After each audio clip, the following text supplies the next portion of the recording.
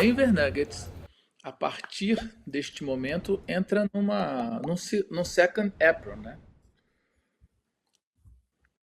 Cara, isso é uma situação muito pior do que parece, porque, primeiro, o elenco do Denver Nuggets, se você olha pra ele, é um elenco que hoje é bom, mas não dá medo em ninguém, né? Beleza, tem o Nikola Jokic, que é talvez o melhor jogador do mundo, em diversos momentos é o melhor jogador do mundo, mas o que complementa o elenco já não funciona mais, depende muito da saúde do Aaron Gordon, e a profundidade tá baixa, né? Tanto que eles tiveram que pagar agora 12 milhões por 2 anos de Spencer Jones. E aí você vê isso, e você entende que o time tá na second apron, que é acima do maior limite possível para a NBA, o maior nível de sanções que tem, parece errado.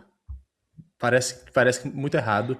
E tudo leva a crer que o Aaron Gordon deve sair, que o Cam Johnson deve sair, que até a deadline esse Denver Nuggets vai se movimentar, cara.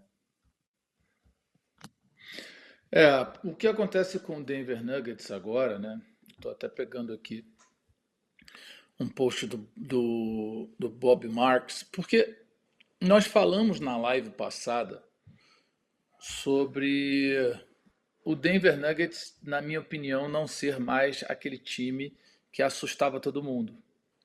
E aí no chat ali a galera começou a falar, ué, o Denver Nuggets, como assim? O Denver Nuggets continua sendo um dos favoritos.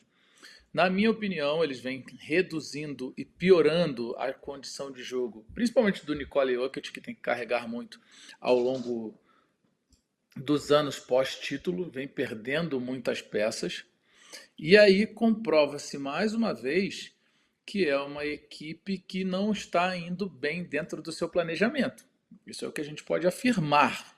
Pode afirmar, porque pós-título não conseguiu segurar peças. Na temporada passada trouxe outras, mas está numa situação mais difícil, porque agora ainda tem a situação do Peyton Watson, né?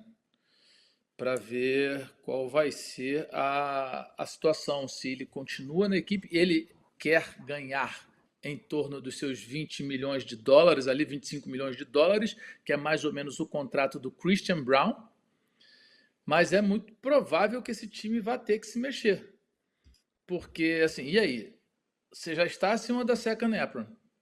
Você é o time mais caro da liga hoje. Volto a dizer, era Cavs na temporada passada, só que o Cavs ainda não acionou o novo contrato do James Harden. O James Harden ainda está como free agent. A partir do momento que o Cavs definir a situação do James Harden, pode ser que eles subam novamente para second apron. Mas nesse momento é o Denver Nuggets. E isso implica em congelar piques futuras, não vai poder trocar, não vai poder subir, não vai poder descer. Né? Isso prejudica o time em novos ativos, em novas aquisições, vai pagar multas altas para não ter resultado novamente. Aí que tá.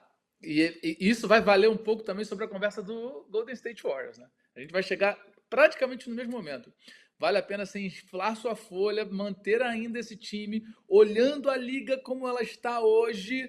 Fala, cara, não, a gente ainda consegue brigar com os caras, vamos assumir essas multas, vamos assumir que a gente consegue brigar com o OKC, com o Lakers, com o Houston e com o San Antonio Spurs, vamos manter essa multa porque a gente briga. Eu acho muito difícil.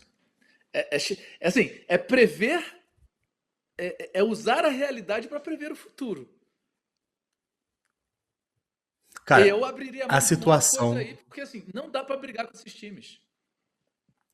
A situação do Denver Nuggets é desesperadora, Fê. É desesperadora, porque como você falou, eles estão acima da Second Apron, estão quase 2 milhões de dólares acima da Second Apron, e eles ainda têm o Peyton Watson. E aí o que acontece? Hoje saiu um reporte que eu não lembro de quem é, mas saiu um reporte.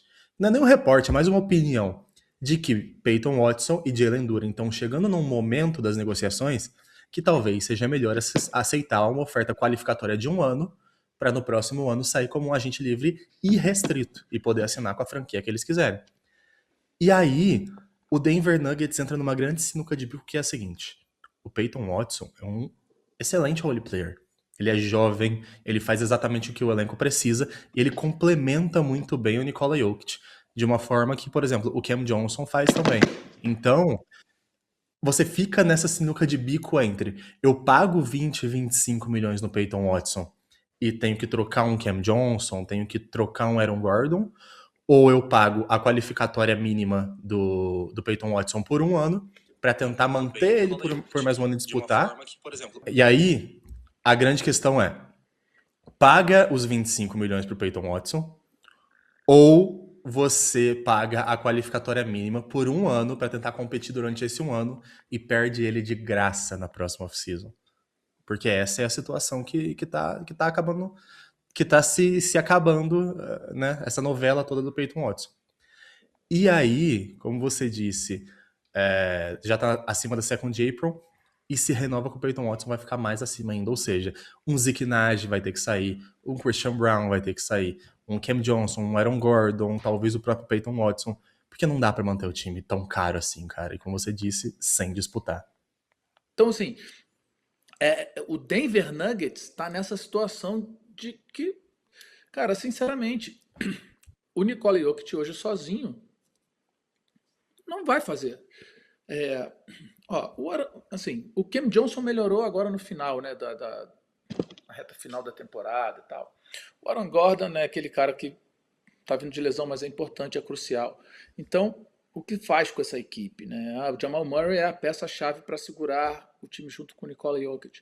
O time está numa situação bem delicada, e aí volto a afirmar que por isso, para mim, o Denver Nuggets é o cara, é o time que está cada vez piorando, vamos dizer, nessa situação. Falado Ô, Fê, sobre eu tenho uma Denver pergunta pra te Nuggets, fazer.